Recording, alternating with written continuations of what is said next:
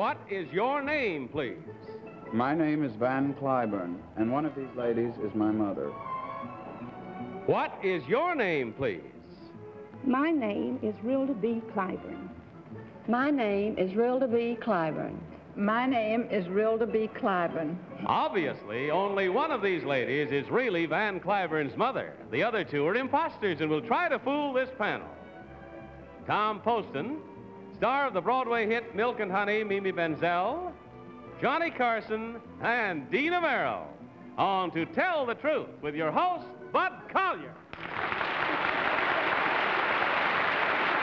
Thank you very much. Welcome once again to Tell the Truth, brought to you this week by the makers of Easy Off Oven Cleaner, the easy way to make dirtiest ovens sparkle like new. Easy Off Oven Cleaner.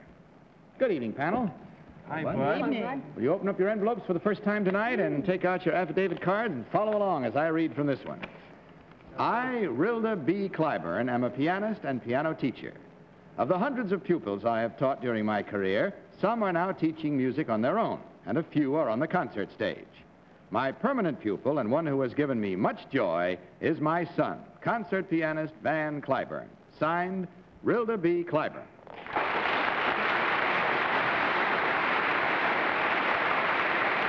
Now, panel, you heard these three ladies, all claiming to be Rilda B. Cliburn, mother of Van Cliburn. Let's start this first round of questioning with Tom Poston. Tom? Oh, thank you, Bud. You started us off a little different tonight, didn't you? Just a bit. These ladies are down here, and Mr. Cliburn. Number two, where is your son's practice studio? Here in New York on 57th Street. Thank you. Number three, do you happen to know the name of that building? Yes, I do, but I don't think it would be fair to Van to tell. He might have autograph stickers, well, you know. yes, you may be right. I hadn't thought of that. Well, tell me, number three, there's a fascinating story, at least to me, about Van's career decisions just prior to his winning the Moscow competition. Could you tell us a little about that, number three? Well, at that time, I was confined to my bed with a back injury, if this is the thing that you're referring to, No, and he had come home to take over my classes for me. Oh, my goodness. No, that wasn't what I meant, but I've been belled anyway. Mimi Benzel. Number one, would you tell me the first piano piece that you gave Mr. Cliburn to play?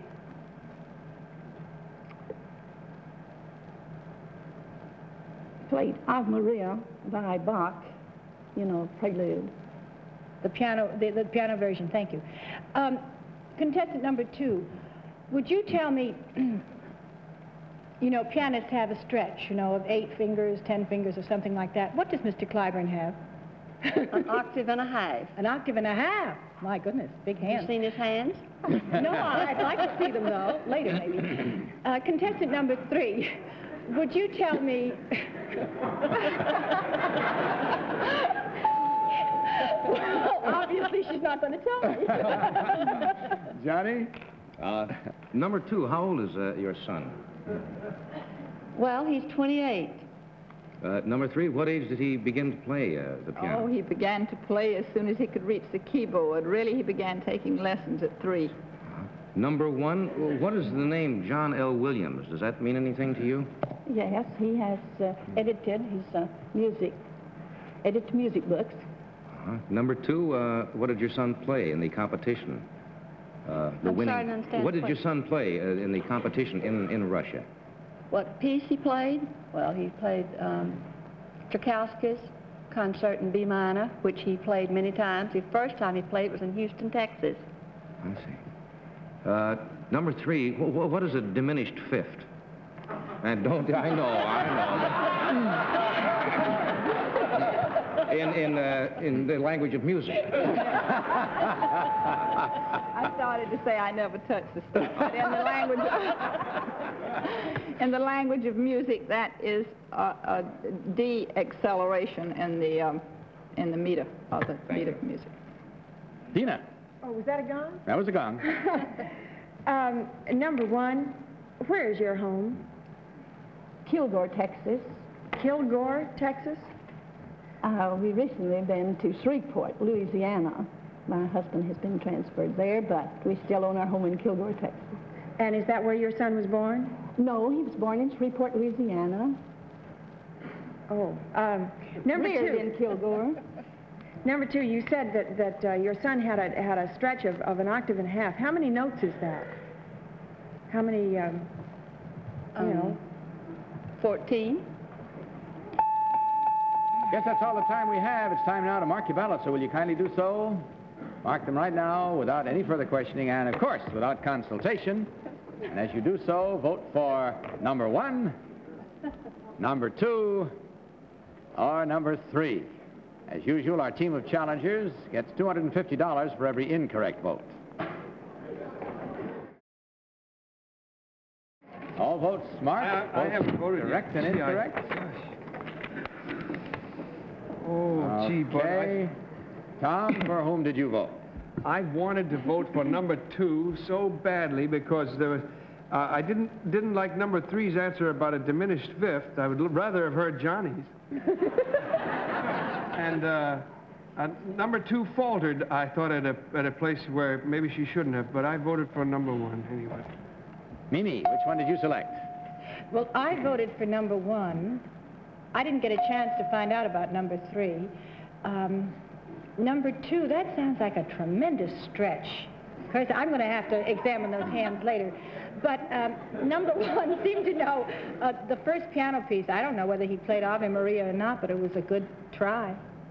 Johnny. I voted for number 1. Also, the name John L. Williams I remembered because I took piano, and I got to the John L. Williams' 3rd book, and my teacher moved. So, that's as far as I went. That's so why I you voted switched for... to drums? Right. Dina.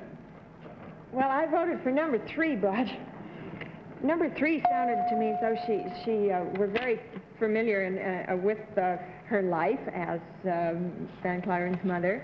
And she came up with an awful lot of extraneous information that sounded terribly authentic. Okay, there we have it. Votes in, minds made up, and we have now put the mothers to work, so let's get the son in the act now, if we may. And here is, ladies and gentlemen, Van Cliburn.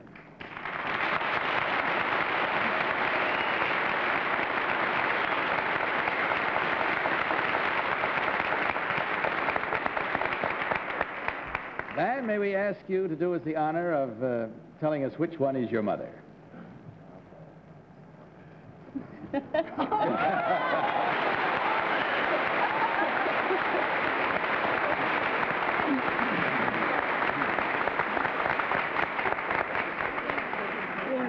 I must say, Van, it's a great honor to have the teacher of one of the greatest piano concert artists in the world, but it's an even greater honor to have it turn out to be his mother. Well, that's very, very kind of you. I think one of the most important things was that when I was growing up, I always had a great deal of respect for Mother, both as a pianist and as a teacher. And I think when a parent is trying to teach their own child, this is a very important factor. Let's see your hands, Van.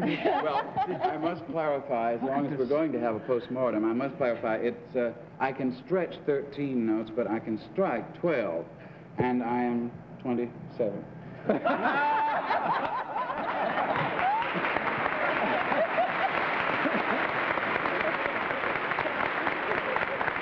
Thanks to you again, Van, and continued great success, which you so richly merit. Thank you very much for asking my mother to be on the show. Thank you. Good night.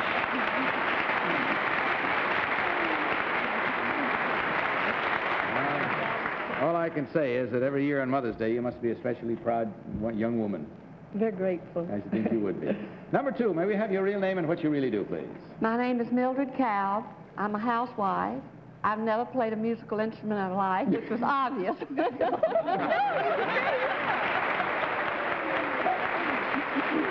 And number 3, may we have your real name and what you really do, please? My name is Harriet Arant. I'm the mother of 4, and I'm a 6th grade teacher in the Scarsdale Public School. Well, we checked our votes and we find that there were 1, 2, 3 correct, leaving only 1 incorrect. Unfortunately for you ladies, the panel was pretty sharp. It did really well. So that means $250 from Easy Off for you, as well as a gift package of all the fine products made by the makers of Easy Off. And ladies, thank you so much for sharing your evening with us. Good night, and God bless you.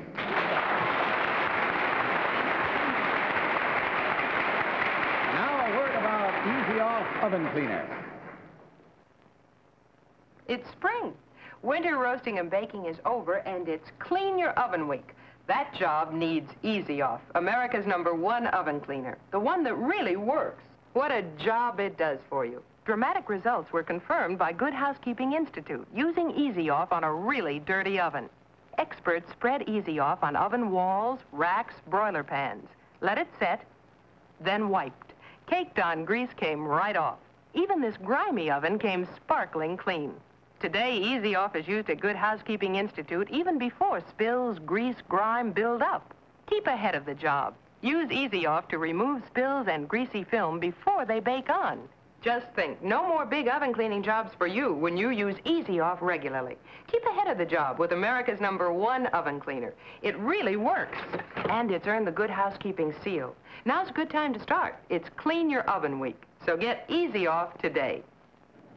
Now, panel, may I present our next team of challengers?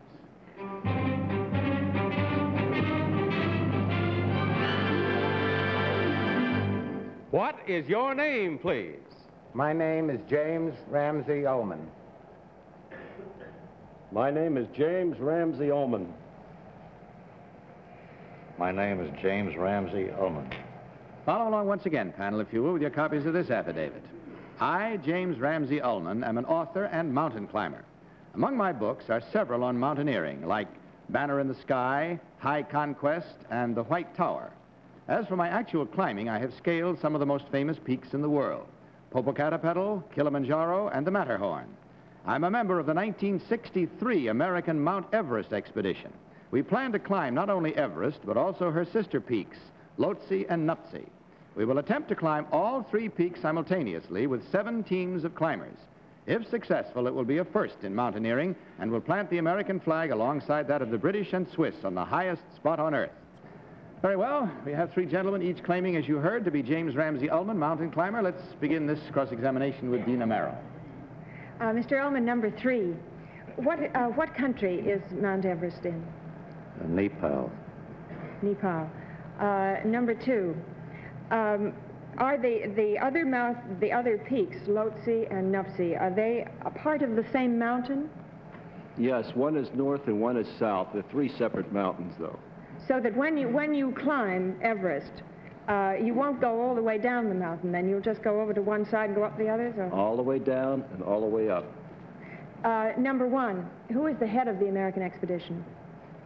Norman Deerenfirth. Tom. Thank you. I'm sorry, I thought he said he was... Oh, a member. Oh, I see. A member of the thing. #1, who named Everest? It was named after one of the early British surveyors. Thank you. #2, there was a highly publicized climb recently of a mountain in Japan. What was that mountain? Who climbed it? Yeah, who climbed it? And what was the mountain? Japan? Mm-hmm. There aren't any mountains in Japan of any consequence. There are a few volcanoes there, but nothing in mountain type of... #3, do you know to what I'm referring? Yes, I do, but I don't recall the name of that mountain. Mimi. Contestant #3, would you tell me the sister mountain of, and I'll never get this, Popocatépetl, or whatever her name is. You know, the mountain you climbed in Mexico City. It has a sister mountain, doesn't it? Well, you may mean Cotopaxi. Well, you said it, I'm not sure. How much, contestant #2, how much weight can you carry climbing a mountain? They try to keep it under 40 pounds, but it depends on the individual. I myself carry more weight. Contestant #3, #1, could you tell me at what height, as you are climbing a mountain, must you switch to an oxygen tank, if you have one? It will vary, of course, with the conditions in the men, but in general it would be at around 25,000 feet. Johnny. #2, who was the gentleman who wrote the book Annapurna?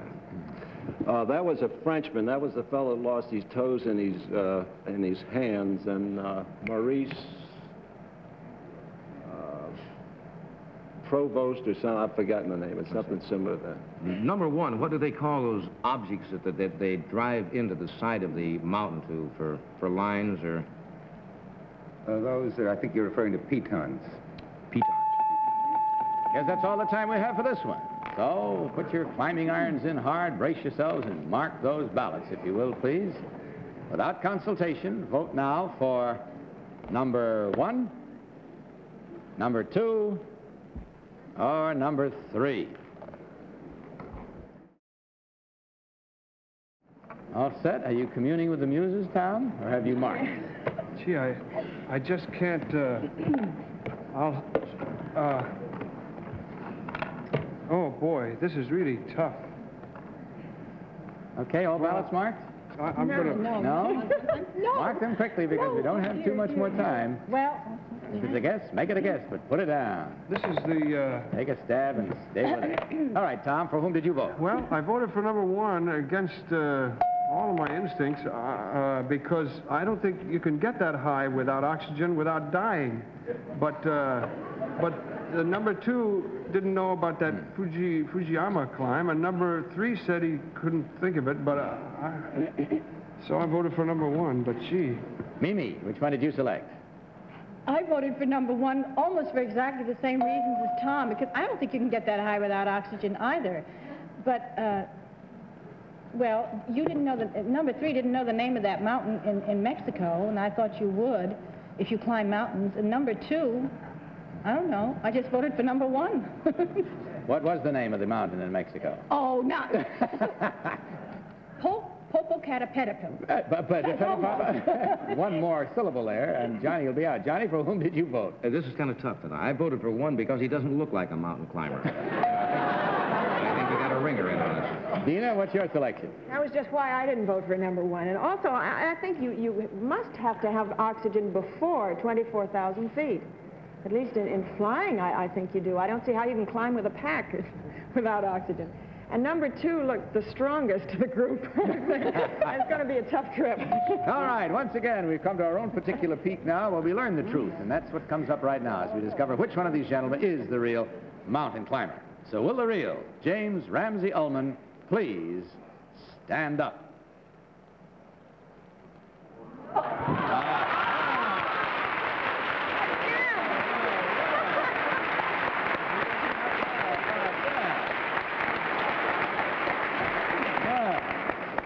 Looks like he survived 25,000 feet, I'll say that. He must have good lungs. Yes, he must. Number 2, you get to the top. You're not supposed to get to the top. I'm the house mother at the bottom. Number 2, would you tell us your real name and what you really do? Yeah, my name is Bob Fisher. I'm president of the Atlantic Precision Works, and we design and manufacture food warming equipment for the home. Electric food warming equipment. Thank you, sir. And number 3, may we have your real name and what you do, please? I'm Allison Graham, the Public Relations Director of American Export Lines. Thank you, sir.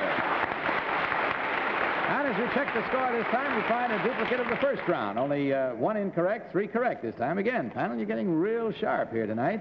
And for that 1 incorrect, of course, $250 comes your way with the compliments of Easy Off Oven Cleaner as well as a gift package of the fine products from the makers of Easy Off. Thank you, gentlemen, very much, and happy climbing to you. Good night. Now here's a message about something to control coughing. When a cough has you in its grip, in the throat, in the chest, stop it with new Dristan decongestant cough medicine that breaks the grip of the cough without codeine or narcotics. Dristan contains the decongestant most prescribed by doctors, reaches chest area in minutes, quickly breaks up bronchial congestion, eases tightness in chest, loosens the cough, thus breaks the grip of the cough. To stop coughs of colds, bronchitis, flu, get Dristan decongestant cough medicine. And now a word about Freezone. Relieve painful corns and calluses fast with Freezone. Acts instantly to relieve pain, removes even deep-seated corns. Look, painful corns actually grow above and below the skin line. Razors or unmedicated plasters only remove corn above the skin line, can't work below. Freezone, continued as directed, relieves pain and in just days dissolves corn above and below the skin line. Pains relieved, corns removed. Get Freezone today. Now, panel, may I present our next team of challengers.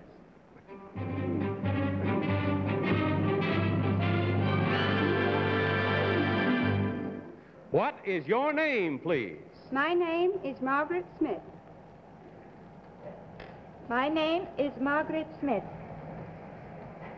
My name is Margaret Smith. You follow along once again, panel, with your copies of this affidavit. I, Margaret Smith, have studied both ballet and acrobatic dancing. I studied classical dancing at the school of the famous Sadler's Wells Ballet. I developed my acrobatic dancing as a professional tumbler and contortionist. I now have a job where I can combine my knowledge of both. I choreograph all the dance numbers and train and direct the girls in the aerial displays for Ringling Brothers Barnum and Bailey Circus. Signed, Margaret Smith.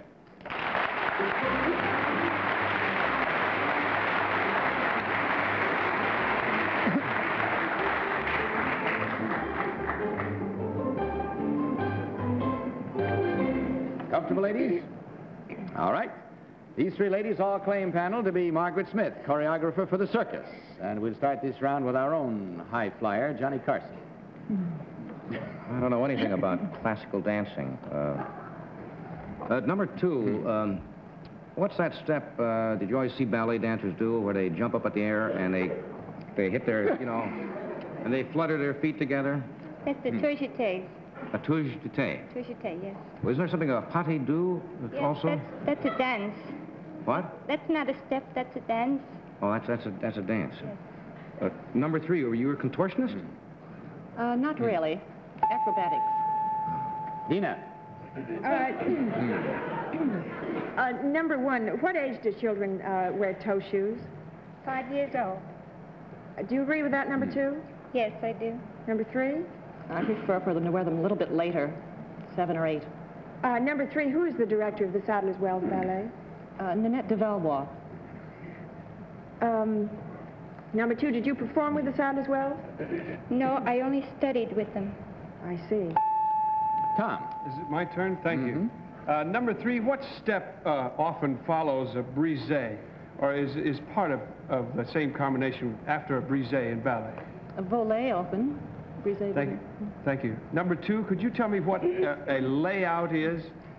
Yes, a layout is the name of a trick which we have in the circus where your legs and arms are extended and you lay out in the middle of the trick. Thank you. Number 1, what supports the girls in their work in the circus? The men. Mimi Benzel. Number 1, when a person wears a ballet shoe, a toe shoe, there is usually something that is put into the toe box. Would you tell me what that substance is? Cotton wool. Cotton wool? Number 2, would you tell me in what part, rather there is a famous building that is often associated with Sadler Wells in London. Would you tell me what that is? I'm not familiar with it. Would you know what I mean, number 3? Oh, you mean Covent Garden where they appear? That's all the time we have. I'm sorry. So get on your dancing shoes and dance all over the ballots. And mark right now, if you will, please, which one you think it is. Voting as you do so without consultation for number 1, number 2, or number 3. How are we this time? All marked? Okay. All right, Tom, for whom this time? Well, this time I didn't have any trouble. I'm probably dead wrong. But number 3, I thought, had quite a lot of technical information. And I suspect maybe she told number 2 what a layout was. Mimi, which one is your choice? Well, I chose number 3. I must tell you, I think I cheated just a little bit, and I may be terribly wrong. I was trying to look at their legs as they came down to see who had ballet legs. Isn't that terrible? No, it's not terrible at all. Johnny and Tom always look at their legs. It's funny you should say that because she has beautiful legs. Well, all have lovely legs, but there's a certain shape to a ballet dancer's legs very often. Also, she knew that Sadler Wells usually performed at Covent Garden. That was the reason I chose number 3. Johnny. I was doing this. I was looking also while they were standing up. But I voted for number 3, actually, not because of the questions, because she has a lovely pair of dancer's legs. You were Dina? Here I go, away from the pack again. I voted for number 2, and I'm sure I'm wrong, but even though she has an accent which doesn't go with the name of Margaret Smith, she seemed to know a good deal about dancing. And tumbling, she knew what the layout was, as Tom said, so 2. Okay, there we have it. Once again, So let's find out as we fly through the air with the greatest of ease what net we land in learning which one of these three ladies is the real choreographer. So will the real Margaret Smith please stand up?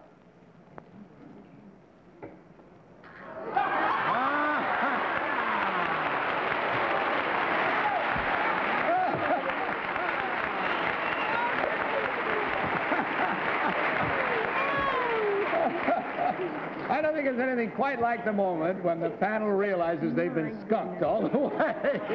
Can we see their legs again? Would you like to see their legs? Oh, no. This isn't... Look at Johnny and Tom, will you? Oh, dear. Well, we thank you. Let's check on the others now. Number 2, would you tell us your real name and what you really do, please? My name is Beth, a nana maker. I work in the Equitable Bag Company in Long Island City, and I make bags. Johnny makes bags. Number 3, your real name and what you do, please. I'm Isabel Little, and I teach exercise in the Helena Rubinstein Glamour School. Well, that may have accounted for you getting most of the votes. But ladies, you really did it. Because in checking the score this time, it's easy. This time, they didn't do nearly as well, and you got 1, 2, 3, 4 incorrect, $250 each. That's a total, in case you'd like to figure it with me, of $1,000, ladies, from Easy Off, as well as a gift package of the fine products made by the makers of Easy Off. And we thank you very much. You danced your ways into our hearts tonight and made it a very pleasant evening. Good night to you, and good luck. Too bad that's all the time we have, but I had fun, and I hope you did, panel. Good night to you. Good night. Bud Collier saying good night from Easy Off and reminding you to tell the truth. Good night, everybody. To Tell the Truth is a Mark Goodson, Bill Todman production.